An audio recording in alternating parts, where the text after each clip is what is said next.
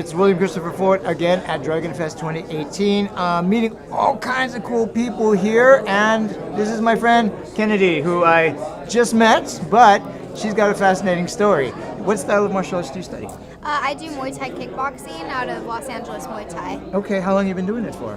For about 6 years now. Okay, and you are how old? I'm 20, so I started when I was turning 14. Okay, Yeah. what brought you to Muay Thai?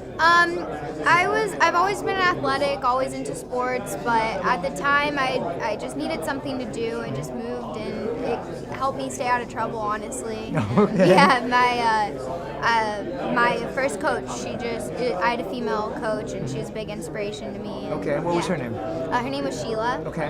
And she was actually, I called her my sensei because I went to originally a karate school, but Okay. yeah, they did Muay Thai out of there as well. But she was a Muay Thai crew. Yeah, well, she was a crew as well, yeah, but I just always called her sensei. Yeah, Yeah. I get it. Yeah. So you continue to train. What is your current coach's name? My current coach's name is David Huerta, and now I'm out of a gym called Los Angeles Muay Thai, Okay. where we're located in East LA. Okay, I've heard of Los Angeles Muay Thai. You know, it's a pretty reputable, school of hard knocks, old school, kind of gym. But Right, yeah. that's how iron is forged, right? In the fire. Yes. Well, what's your training schedule like? How many days a week do you train? When I'm training for a fight, I train every day, twice a day, with the exceptions of Sundays off. Okay. So it's just, I'm always at the gym. It's like, I'll just eat, sleep, Muay Thai. What is I know that there is there's the pad work, with the Thai pads. There's probably to some degree of sparring. I know there's clinch work and things Yes. like that. Can you kind of define, maybe give me an example of what you might be doing for some of your training sessions? So, like a typical day of training, we get to the gym in the morning, and sometimes coach will have us do a run before or after, but we are required to run like 4 to 5 miles a day. Okay. So we'll do a run. We get into the gym. Usually we'll warm up a little bit with someone, do some drills back and forth, maybe some pad work.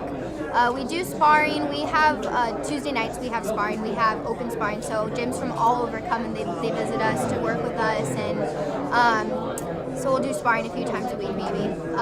But one really big day of sparring. But the pad work, clinching. Sometimes we can do that all class. You can just focus on clinching. But my coach David, he's really good at picking specific things that we're going to be using in the fight that he sees that we can use, and we generally work on those days at a time sometimes, just to perfect whatever it is. Well, I know that clinching in and of itself can be a science. Yes, and there are people out there who are just masters of the clinch. Yeah. And the fight is decided by the clinch. Right, exactly. And the damage you can do from the clinch. Yes. So very impressive. What do you have? What kind of advice do you have maybe for other people, young people like yourself, who might be interested in doing what you do? Advice that I would give to someone stepping into my shoes, I would just say stay persistent with what you're doing.